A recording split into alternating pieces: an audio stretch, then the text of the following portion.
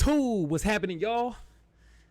It's been a little bit. It's been a little bit since we did a video, but today I got a little bit of a different one for you because it's no secret. I'm just gonna let you all know it's no secret that y'all know that I boast my faith in Jesus. Like I'm a Jesus guy. All right. With that being said, today we have a really interesting one. A really interesting one. Why? Because I'm scrolling through YouTube one day and I see that this Muslim and this Christian are like going at it, and they're talking about justice. And I think this is perfect because I just released a video about justice, after the whole Derek Chauvin trial. So if you guys want to go see that, go ahead and watch that. I'll link that video down below. But beyond that, I'm scrolling through it and I see this video of this Christian and this Muslim, and they're going at it, talking about justice. And so I had to click it. I had to click it. And if you guys know me, I actually have a very diverse community that I like to surround myself with. People that I'm very close to that come from all types of backgrounds. And so I've had conversations like this in the past, and it's always been all love. Like me, a lot of my friends who subscribe to the Muslim faith, they know where I'm at. They know where I come from. And so we don't even have to get into that. And so if that's you, if you're someone who comes from the Muslim faith, hey, I got no disrespect for you in this video. But I would love it if you would just indulge and engage in the conversation, because I think it's a really interesting one. And so with that being said, let's go ahead and get into the video. Again, this is going to be a really short video, but there's a lot to unpack. So, with that, I'm gonna shut up and let's go ahead and watch this video, so then y'all can see what I'm talking about. All right, here we go. Your God doesn't have. Hold on, we're gonna turn it up because it's hard to hear. All right, we got it turned up. All right, here we go. Your God doesn't have a sacrifice. Okay. You just Great. ask him for forgiveness, so therefore he just forgives you, and so it's an unjustified forgiveness. Wow, you really believe that? Let's say this gentleman comes to my store and he steals something from my store. He comes to me and he asks for forgiveness. Okay. And I tell him, no, blood has to be paid for your sin. Okay. So I'm going to send my son to you, kill my son, my innocent son that hasn't sinned, and then you're good to go. Let's say he repented, okay? He repented, but I'm like, even though you repented, I can't forgive you until you kill my son.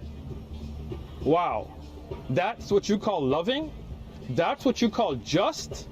My God, my Allah, is so loving and so merciful that even without killing an innocent person, he can forgive your sin. How's that for merciful and loving? Okay, so we're actually Your God doesn't have. Okay, we're gonna run that back, and I want you guys to listen. I want you guys to listen to both sides, because I think this is gonna be a really interesting debate. So you got this gentleman over here. Again, I don't know the backstory behind this conversation. I don't know where either of these two are coming from. And then we got this guy right here who's reacting to the video, and then you got a gentleman over here who is, I guess, who's making the main argument. So this guy says over here, your God isn't just because he doesn't require a sacrifice for the forgiveness of sins.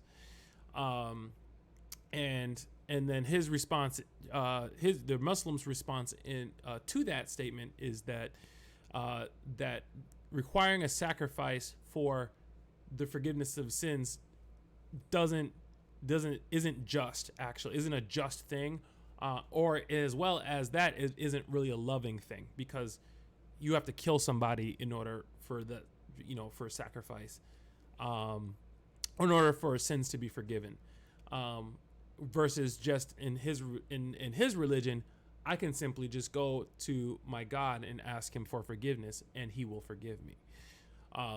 So there's so much to unpack there. So the first thing I will say to that is, I don't think there's two things. One, I don't think that the Christian over here on the left, I don't think that he has a very in-depth understanding of his own faith, right? So, because if he understood really the depths of his own faith and how Christianity works, he would know that he would know a couple things. Number one is that God requiring the reason why God requires a sacrifice for the forgiveness of sins, like, it isn't necessarily a requirement. He is almost saying like he almost made it sound like he can't, like God can't forgive sins without requiring a sacrifice. And I think that's where we get it misunderstood as Christians. God can do whatever he wants. He is God.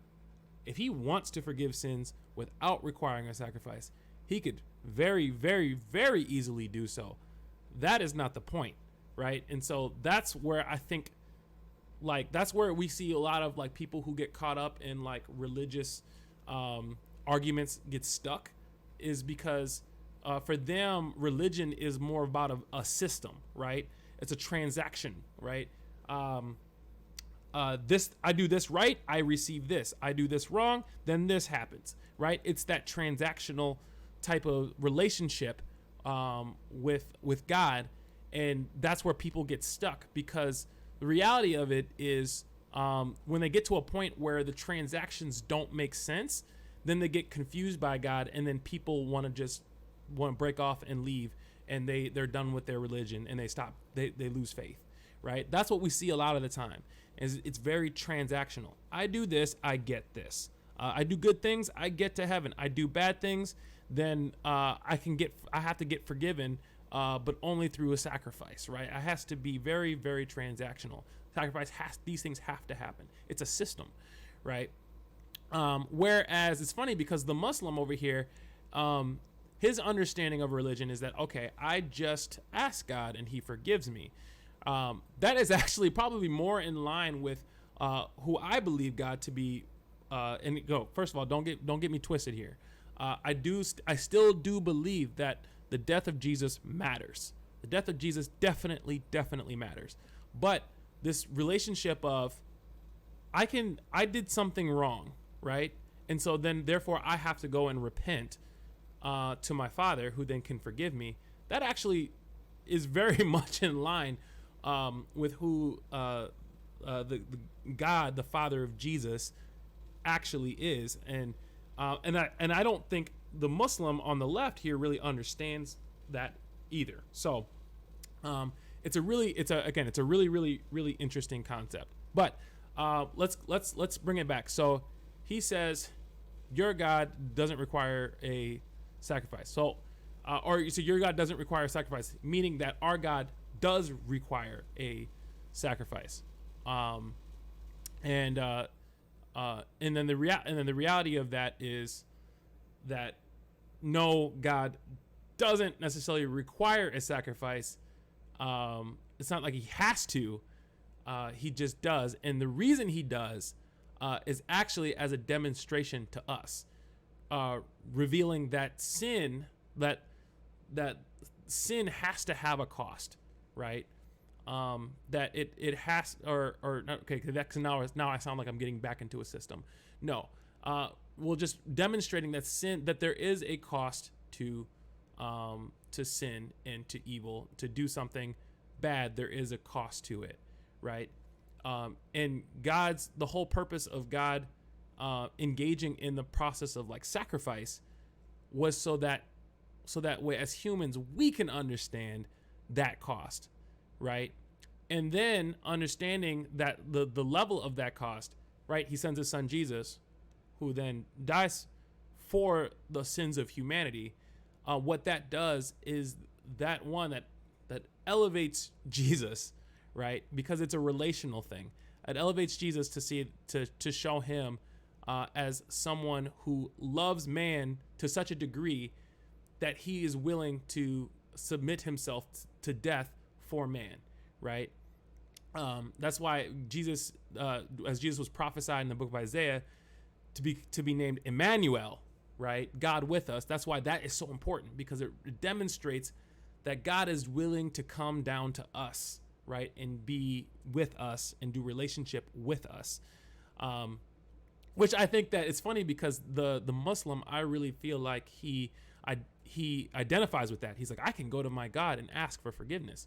Well, the challenge was in Christian theology, the challenge was that because we were so lost in sin and stuck in sin, that we had now caused a rift in the relationship between God and man. And so that rift in that relationship needed some kind of demonstration of God's love, right? And the greatest demonstration of God's love that could ever be was that where God were to send himself in the form of his son, right, to go and die for man, right? That sets an example. And Jesus actually came and said and lived his life as an example for the rest of humanity and for all time. And so that's something we can look to and aspire to in the realm of having a relationship with God. And so that's where I think the Christian kind of maybe misunderstands his own faith, in a sense that, like, because God doesn't require a sacrifice, therefore that's not just. All right, so now we got to talk about what justice actually is, because the problem I have here with this, with the Christian here, is what he's saying is that, like, justice really is an eye for an eye, right? This happened, so this has to be the solution, right? That's what justice is. Well, I think one of the things I love about Lecrae actually took this from another source, but I first heard it from Lecrae in his song Facts, right? In the song Facts, he says that that justice isn't about along the lines of justice isn't about wrongs being made right, but it's actually about that broken and defrauded parties that are made whole. It's about wholeness. It's about that which is broken now be made whole, right? And I think that's the point that we miss. It's not about just right and wrong. It's about what's broken be made whole. That humans, that innately there's something that's broken within us that gets broken when it comes to sin. And Jesus comes and he says, hey, I want to make you whole. And I think and it's through that relationship, it's through the sacrifice of Jesus, he goes about doing that. And I think about, like, this situation, whereas, like, asking for forgiveness doesn't necessarily just, like, make you whole, right? But I think what makes us whole is the connection that we can have with God through Jesus, and that's what Jesus came to demonstrate, and that's why it is so important to recognize that. But as far as like loving, I think the whole point of Jesus even coming to sacrifice himself was to be a demonstration of love, right? So I think even the Christian response could have been, yo, my God is so loving that he would actually put himself on the chopping block before condemning us as humans.